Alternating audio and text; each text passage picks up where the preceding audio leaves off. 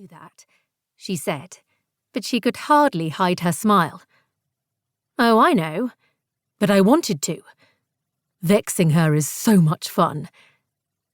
For you, perhaps, Fanny wanted to say. Edmund could sass Aunt Norris all he wanted and never face more than a withering gaze or mild admonishment from their uncle, Sir Thomas Bertram. However, there would be hell to pay for Fanny when she finally faced her aunt, and it would be even worse for her if Aunt Norris found out that Fanny had been holed up in the loft of the Mansfield Emporium storehouse all along. But that was future Fanny's problem. For now, she had a measure more of freedom, and Edmund was smiling at her in a way that made her pulse quicken. Well, thank you for the distraction. My pleasure, he said, and Fanny shivered at his choice of words. Ever since Edmund had returned home from his time at school, Fanny felt as though something had shifted between them. His looks felt more significant, and she dwelled on every sentence he spoke, searching for deeper meaning. I have been meaning to venture up here and see if you'll show me this mysterious painting you've been working so diligently on. Oh, Fanny suddenly remembered her canvas, which now sat in plain view. It's not finished.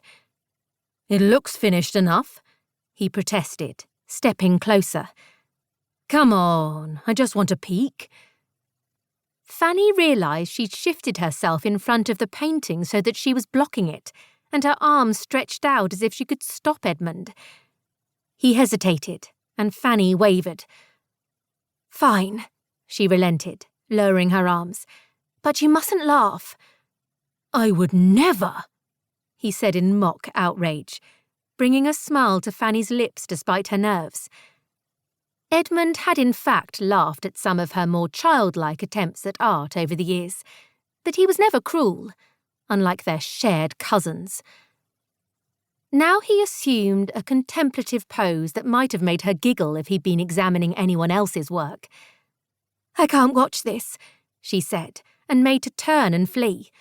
But Edmund's hand closed around her elbow before she could run from whatever humiliation was about to unfold.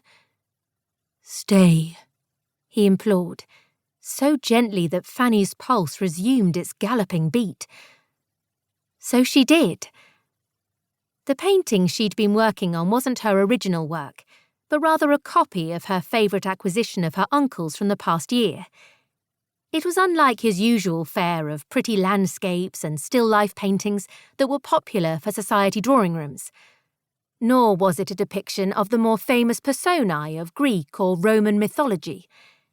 Instead, the painting was of a domestic scene, a family receiving a caller in their modest yet comfortably middle-class drawing room. The family consisted of a mother and father, 3 sisters and a brother. The caller in question was male, and he was clearly a suitor of the oldest daughter.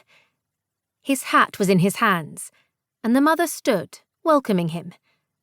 The father and brother looked bored and curious, respectively, and the oldest daughter's eyes were downcast and demure. The youngest daughter, no more than a child, was watching the suitor approach with eagerness. But it was the middle daughter's face that Fanny had been unable to finish. In the original painting, her brown eyes were unreadable, searching but not emotionless. Fanny couldn't quite put a finger on what they were trying to say, much less how to paint them. This is, Edmund began, and Fanny nearly fell over in anticipation. A modest attempt, and nowhere nearly as good as the original, I know, she rushed to say. It's not meant for other eyes, really. I do love the original, though, and it was a good opportunity to practice my shading skills.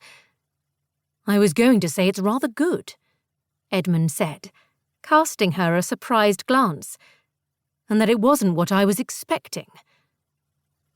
Oh!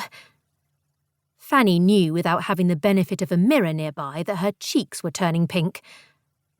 Her features were unremarkable, her hair a plain light brown, but her skin was pale and very clear, and it betrayed her every time she felt even the slightest bit flustered. That's kind of you to say. It's the truth, he added.